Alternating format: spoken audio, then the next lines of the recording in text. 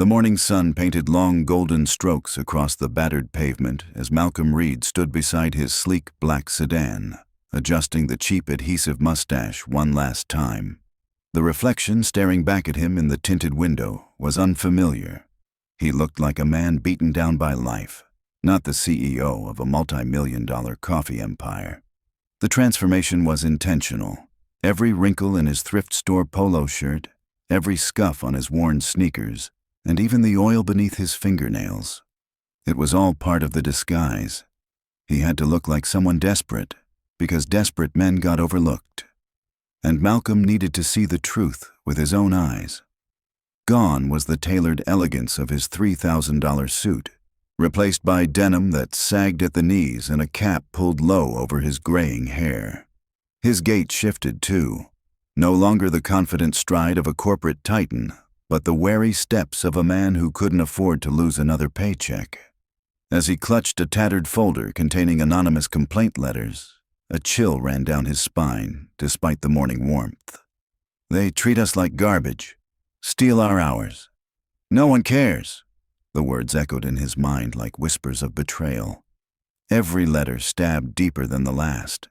Malcolm Reed wasn't just the man who founded Roast and Rise. He was its heartbeat. What started as a humble coffee cart had blossomed into a franchise with nearly 50 locations spread across 3 states. He'd built the brand on the values of fairness and connection, once swearing he would never become like the detached executives he once loathed. But the Midtown store, his original flagship, had become a crack in that promise. And now it was time to find out what had slipped through. 3 blocks away from the cafe, he parked deliberately out of sight. His chest tightened with a strange kind of anxiety, the kind he hadn't felt since he was 19 and jobless. It was ironic, really. He owned this place, yet he was trembling at the thought of stepping inside. When the familiar green awning of Roast and Rise came into view, it looked different from the ground. The paint around the windows was peeling. One of the patio chairs teetered dangerously with a missing screw. A crooked "Help Wanted" sign clung to the window, its edges yellowed with time. Perfect, he thought. This was his way in. The chime above the glass door rang with a nostalgic note. It used to be a proud sound, a symbol of success, but today it felt like a warning bell.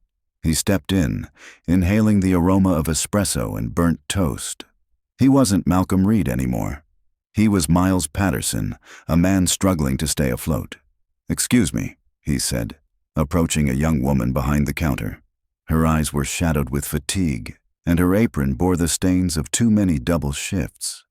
"I'm here about the job." She looked him over, unimpressed.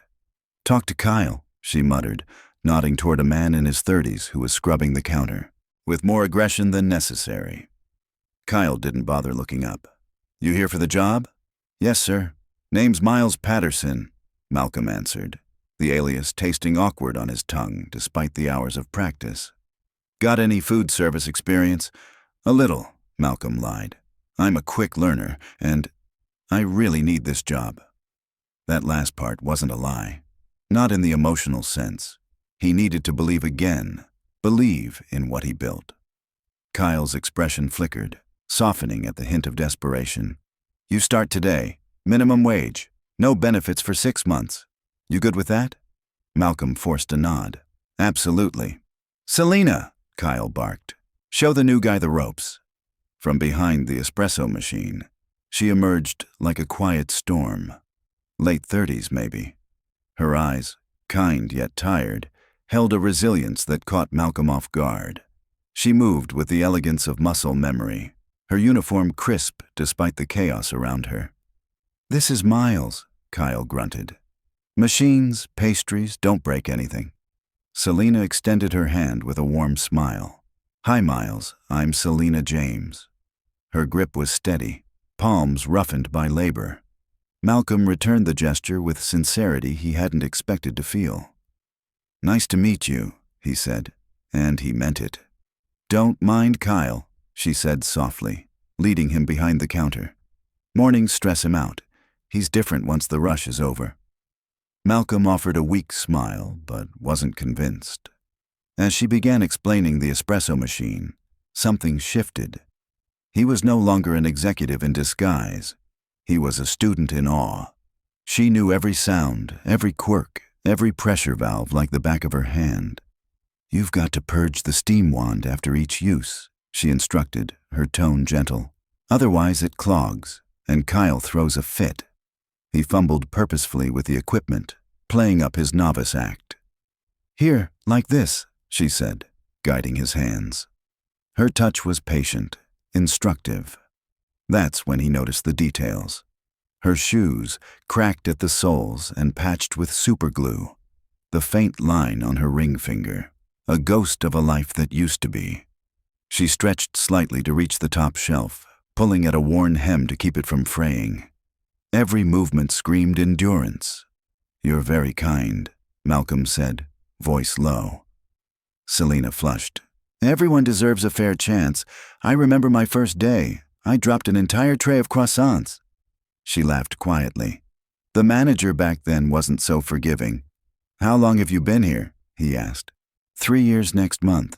There was a flicker of pride in her voice. "It's not glamorous, but it's real. And most of the customers are kind. I believe in honest work." Malcolm's throat tightened. That belief, simple, raw, was why he'd started this company. But here she was, clinging to the values he once championed, while the system he built eroded around her.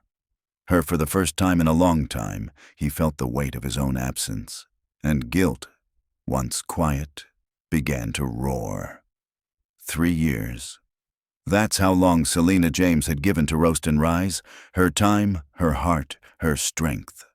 And for all that effort, she still earned minimum wage and endured condescension from a man like Kyle, who treated her more like a background fixture than a valued employee. Malcolm watched her carefully, his jaw tightening. "Do you enjoy it?" he asked gently, trying not to let the anger seep into his voice. Selena didn't hesitate. "I do," she replied with a quiet conviction. "I work 6 days a week, and I learn something new every day. Plus, it works with my schedule." She said the word schedule like it meant something more, and it did. "I've got a son, Marcus. He's 8.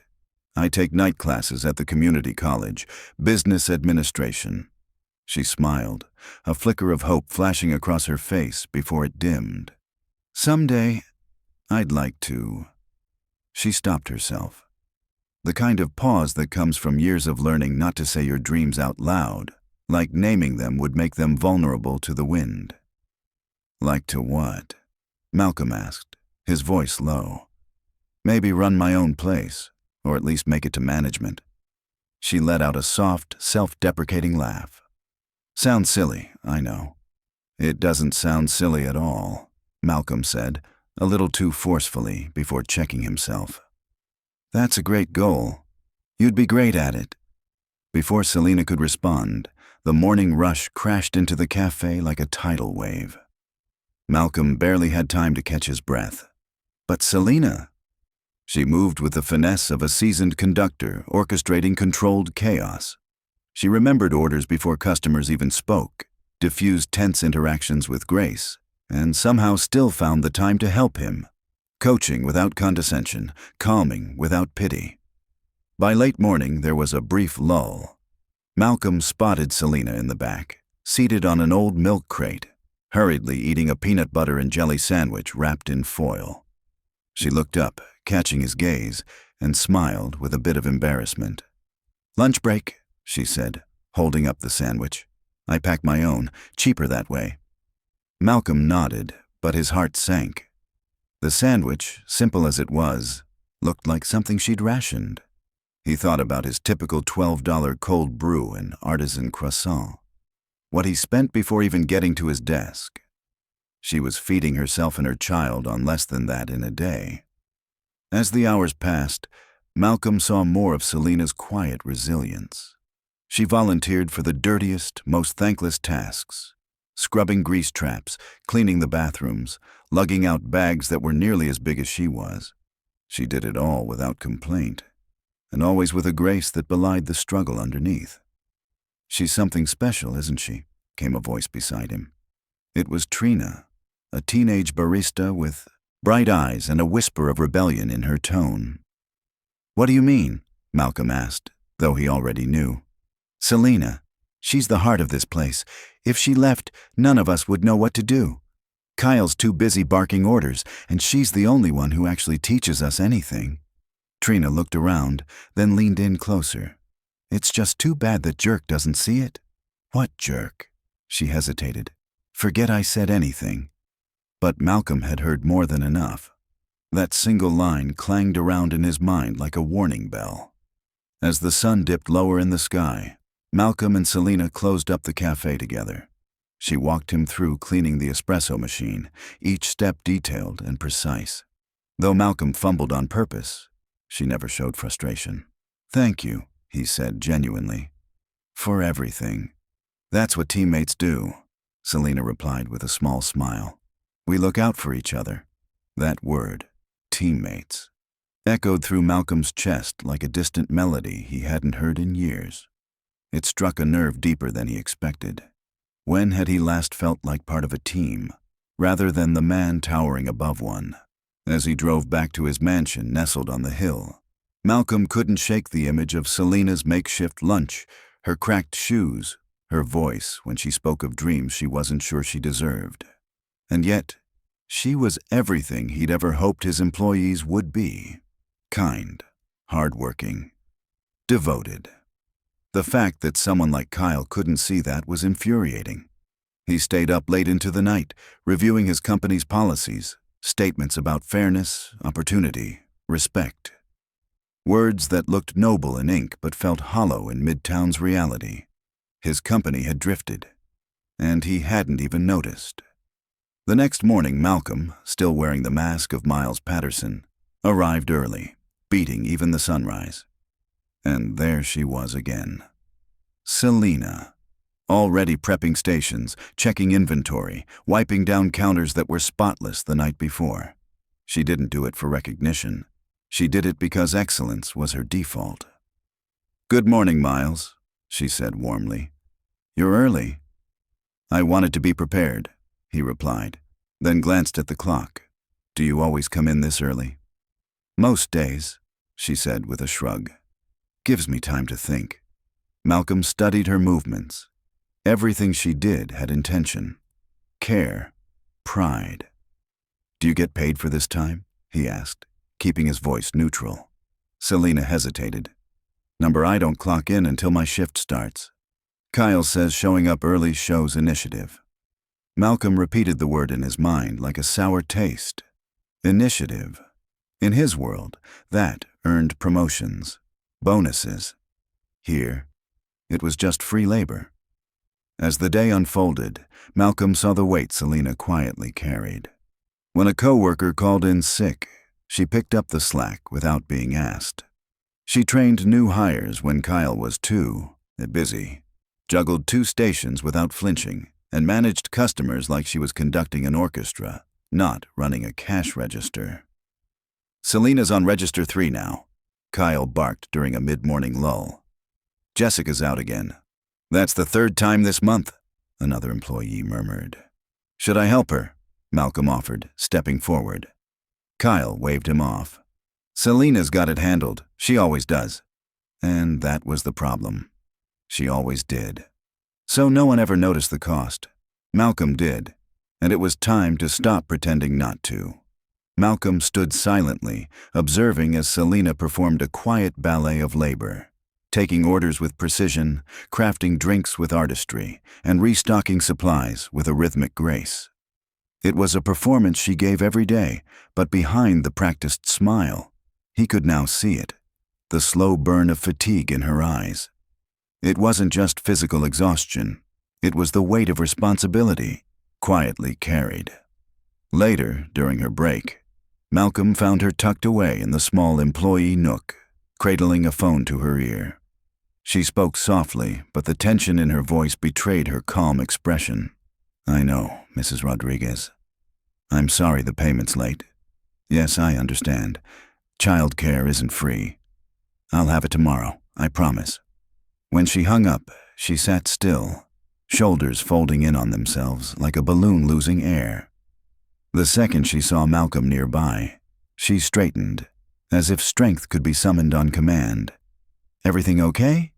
he asked gently. "Just juggling schedules," she replied too brightly.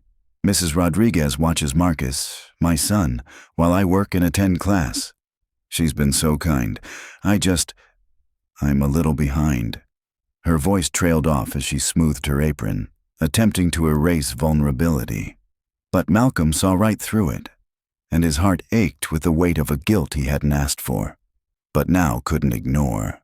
"How many hours do you work here?" 48. Sometimes more if someone calls out," she answered. "Used to be 7 days a week, but I cut back when I started school. 3 nights a week at the community college." "Business administration."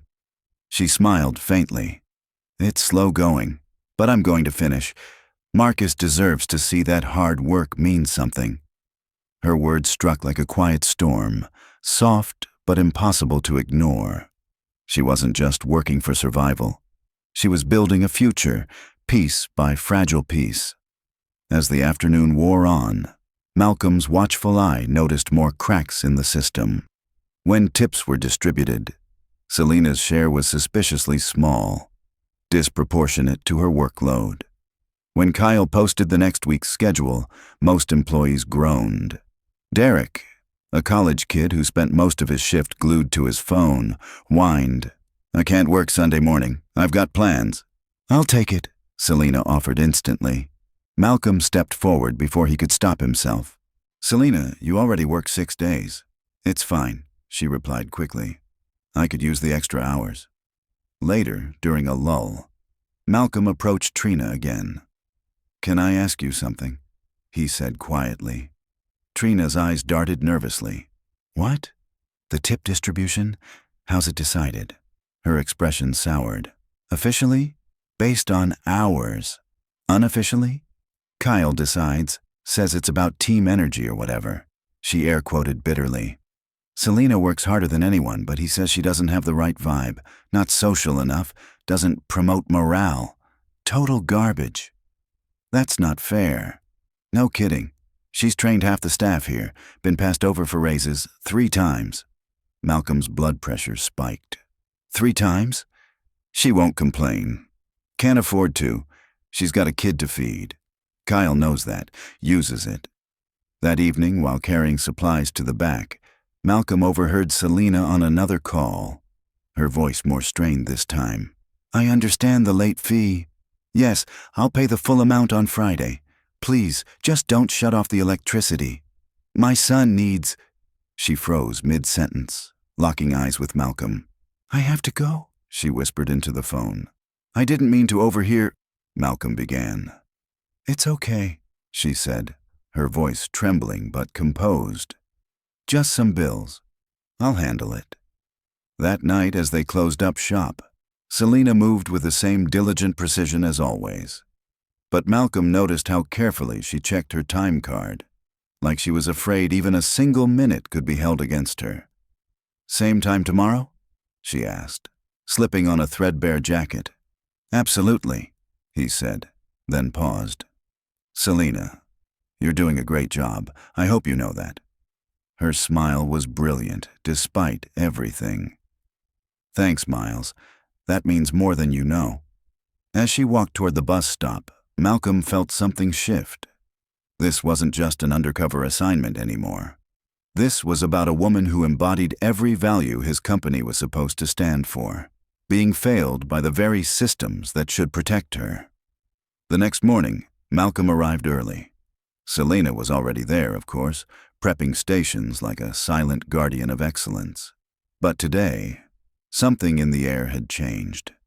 There was tension, thicker than the aroma of fresh brew.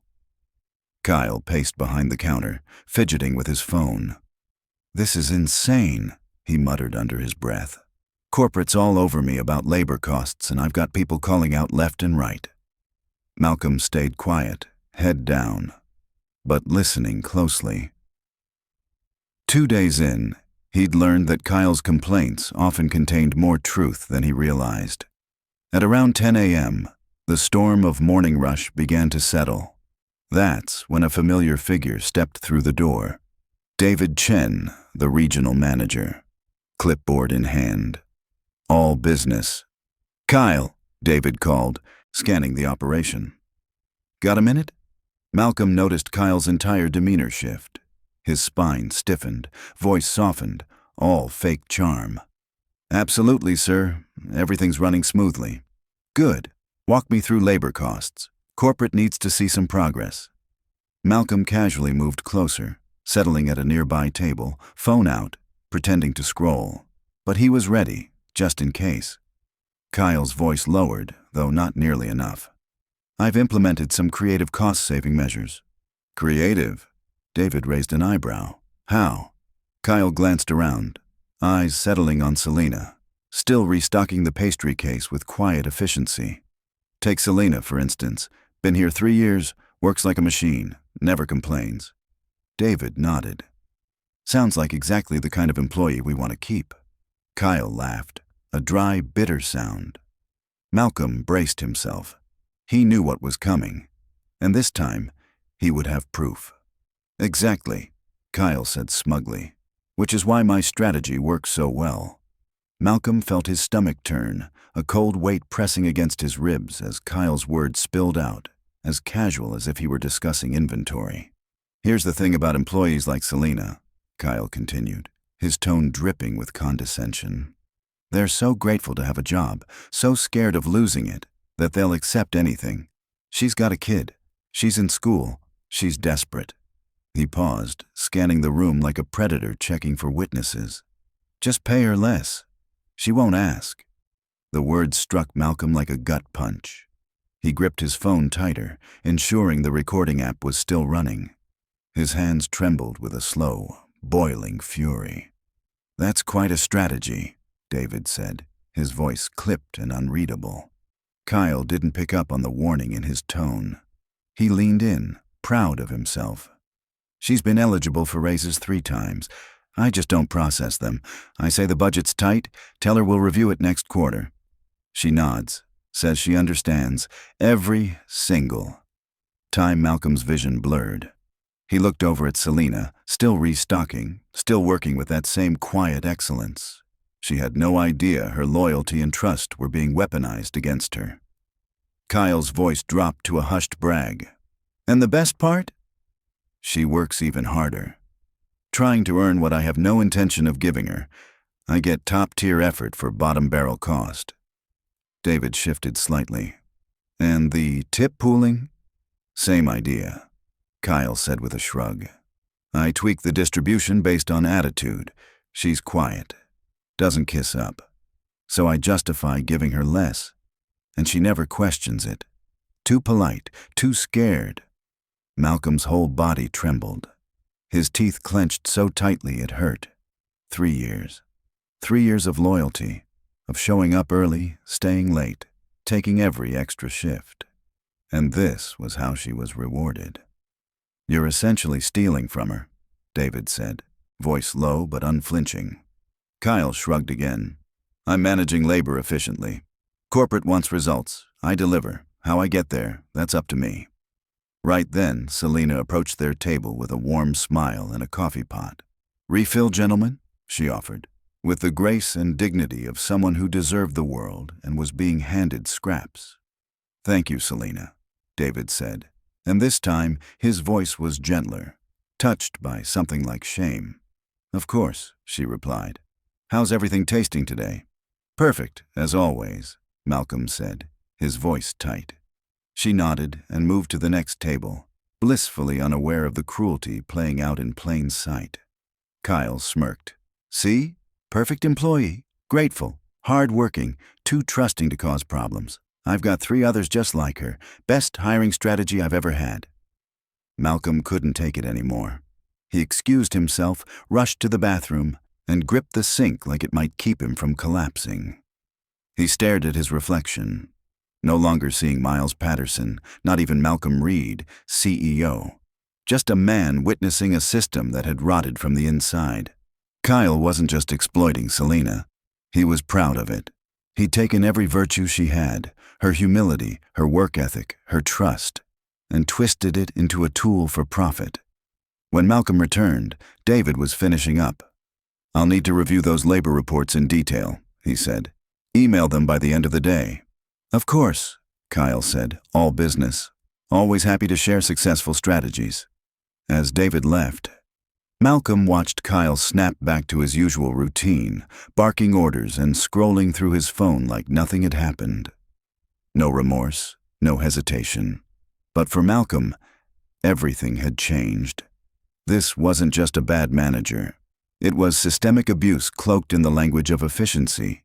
And Selena was the soul of the store, working herself to the bone for a system built to drain her dry. Malcolm looked down at his phone. The recording was saved. Evidence. But evidence of what? Of wage theft, yes, but also of something deeper, more insidious. The slow erosion of a person's dignity. A betrayal of everything Roast and Rise claimed to stand for. The next day, he came in early. His mind was focused, razor sharp. He needed proof, paper trails, numbers, data. The recording would shake the tree, but hard numbers would bring it crashing down. "You seem distracted today," Selena said, noticing his silence as they prepped the store. "Just thinking," Malcolm replied. "Hey, I'm curious, how do you guys track hours here?" She pointed to the tablet by the door. "We clock in and out on that. Pretty straightforward. And that feeds into payroll?" "Well, Kyle reviews it before it goes to corporate. Sometimes he adjusts for breaks and stuff." Her voice was so trusting, so unaware. Malcolm's stomach turned.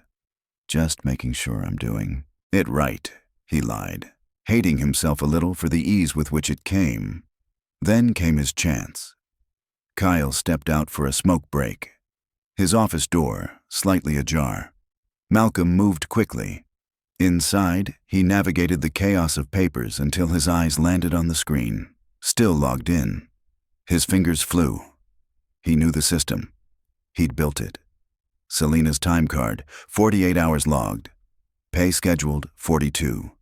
6 hours, gone. No explanation, no approval. He dug deeper, week after week, the same pattern. Deleted hours, fake breaks, overtime erased. "What are you doing?" came a whisper behind him. He turned. "Trina." "I need your help," Malcolm said. "Can you keep a secret?" She stepped in, shut the door. "What's going on?" "I think Kyle's been stealing Selena's wages." "I knew it," she said, her voice dark. "I've been watching for months. Her checks never match the hours she works." Malcolm pulled up the data, showed her the numbers. Her breath caught. "That's theft," she whispered. "And it's not just hours," Malcolm added, moving to the tip records. "Look at this. Tips redistributed away from Selena. Repeatedly. Consistently. She's been losing hundreds a month." "I've slipped her cash from my tips before," Trina admitted. "Not much, but I couldn't stand watching it happen." "Why doesn't she fight back?" "Because she can't afford to lose this job. Kyle tells her that questioning anything shows a bad attitude, and that he could replace her any time." Malcolm stared at the screen, his anger shifting into something colder, purposeful. "This ends now." "There's more," Trina said. "It's not just Selena. Kyle's been doing this to Maria, to James, to anyone who doesn't speak up. How many people know? A few of us suspect, but no one's brave enough to speak. We're all afraid." Malcolm closed the payroll window, saved the screenshots. His fingers trembled, not with fear, but with clarity. The system was broken, and he was going to fix it. Jobs were hard to come by in this economy, and Kyle knew it. Worse, he had connections. Strings he pulled behind closed doors, whispers he passed along to fellow managers in the district. Cross him, and your name might quietly disappear from every potential opportunity within 30 miles. Malcolm felt physically ill. This wasn't just corruption. It was coercion wrapped in khakis and a name tag. He had founded Roast and Rise on values like respect, dignity, and fairness. Yet here was one of his managers operating like a petty tyrant, running his store like a protection racket. "What are you going to do?" Trina asked, her voice trembling. not just with fear, but with the weight of hope. Before Malcolm could answer, Kyle's voice echoed down the hallway. Trina slipped out with practiced ease, while Malcolm, heart pounding, pretended to shuffle through the desk drawers. "What are you doing in my office?" Kyle demanded, stepping into the doorway. "Selena asked me to check inventory," Malcolm said, smoothly. "We might be low on sanitizer." Kyle's eyes narrowed. He didn't buy it, not fully, but he had no proof to accuse. "Next time, ask first." "Of course," Malcolm said, nodding with manufactured deference. "Won't happen again." As he left the office, his eyes landed on Selena. She stood by the counter, warmly recommending a pastry to a customer. They left smiling, unaware of how much she sacrificed to make that simple moment happen. 3 years. 3 years of stolen wages, of loyalty repaid with theft, of kindness exploited as weakness. Malcolm's phone buzzed, a message from his corporate assistant. "Board meeting moved to Thursday. Need quarterly labor reports by Wednesday." Perfect. He had the data now. Proof. Evidence that would burn down Kyle's entire operation. But this wasn't just about punishing one man. It was about protecting everyone who'd suffered quietly. It was about finally doing right by Selena. Friday arrived with the sharp clarity of a final act. Malcolm showed up before dawn, documents in hand, purpose sharpened into resolve. Today, everything changed. "Morning, Miles," Selena called out as always. "Here early again." "Big day ahead," he replied, his tone laced with quiet intensity. "And Selena, whatever happens today, you deserve better than what you've been given." She blinked in confusion, but smiled. "That's sweet of you. You're a good friend." That word hit him harder than expected. Friend. In 4 days, this woman had shown him more humanity than most executives in his circle ever managed. At 10 a.m., Malcolm walked to the counter where Kyle stood, phone in hand. "We need a staff meeting. Emergency audit." Kyle scoffed. "Nobody told me about any audit." "It's not optional." Kyle rolled his eyes. "Since when do part-time baristas call meetings?" Malcolm's voice cut through the room. "Since corporate sent me to investigate." 20 minutes later, the staff gathered in the cramped back room. Selena sat near the front, visibly tense. Trina gave Malcolm a subtle nod. Kyle loomed in the corner, arms crossed in defiance. "Thank you all for coming," Malcolm began, his voice calm but resolute. "There are serious labor violations to address, starting now." "Look, whoever you are," Kyle started. "My name isn't Miles Patterson," Malcolm interrupted. He pulled out his wallet and held up his real driver's license. "I'm Malcolm Reed, founder and CEO of Roast and Rise." The room exploded with gasps. Selena's hand flew to her mouth. Kyle paled. Malcolm held up his phone. "Yesterday, I recorded a conversation between Kyle and regional manager David Chen. Would you like to hear what he said?" Kyle sputtered. "You don't know what you think you heard." Malcolm's voice dropped, cold and precise. "Just pay her less. She won't ask." Those were your exact words about Selena, followed by a breakdown of how you've stolen from her paycheck for 3 years. Silence. Selena's eyes welled with tears. You deleted her hours, removed overtime, extended breaks she never took, shifted tips away from her to people who worked fewer hours. "That's not true," Kyle barked. "I have screenshots. 48 hours worked, 42 paid, every week." For months, Selena stood. Her voice quivered but rang with rising strength. "Is it true, Kyle? Let me explain. Is it true?" she thundered. Kyle's silence was answer enough. 3 years, she whispered. 3 years of loyalty, of doing everything you asked, and you stole from me? "It's not theft," he muttered weakly. "It is," Malcolm said. "Grand larceny, to be exact. We calculated the damage. $12,000 minimum, just from you." Selena collapsed back into her seat, her breath short. Malcolm turned to Kyle. "You're fired. Security is on site. Your system's access is revoked. You have 10 minutes to leave." "You can't do this, I'll sue." "I hope you do," Malcolm replied. "I'd love to air this in court." Kyle stormed out, but the room stayed frozen in disbelief. Malcolm turned to the staff. "Everyone who was affected will receive full back pay, plus interest, effective immediately." He met Selena's eyes. "And Selena, when you're ready, I'd like to speak privately. About your future here." The room emptied slowly. Selena stayed seated, tears slipping down her cheeks. But behind them, hope. 2 hours later, they sat in the quiet cafe. "I don't understand," she said. "Why me?" "Because you represent everything I wanted this company to be," Malcolm replied. "Integrity, compassion, resilience." He slid a folder across the table. "I'd like to offer you the role of store manager in training. $52,000 annually, plus benefits, a flexible schedule, and back pay. $14,300. Selena's hands shook. This is more than double." "It's what you've always deserved," Malcolm said. "I can catch up on bills, save for Marcus's future, there's more," he added. "A new company-wide policy, Selena's standard, audits, anonymous reporting, automatic raise reviews." "You named it after me?" "You earned it." Tears flowed again, but this time not from pain. "And Marcus," Malcolm added, "we've partnered with an after-school program.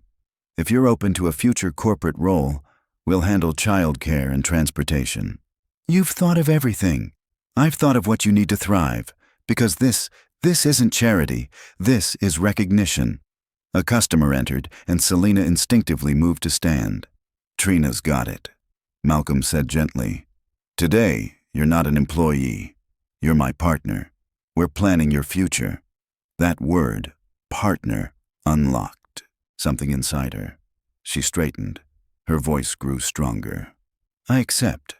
3 months later, Malcolm stood outside that same cafe. Inside, Selena led a staff meeting with grace and command. Her name tag now read Selena James, store manager. Her son, Marcus, sat nearby, sipping cocoa while doing homework. "She's incredible," Trina said beside him. "She always was," Malcolm replied.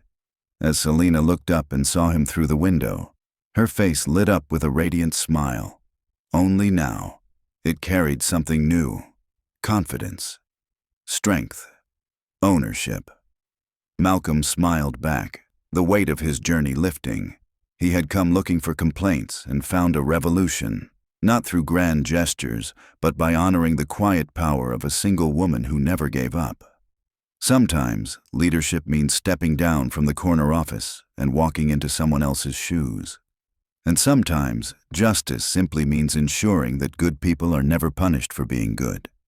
Selena's standard wasn't just a policy, it was a promise, and it was only the beginning.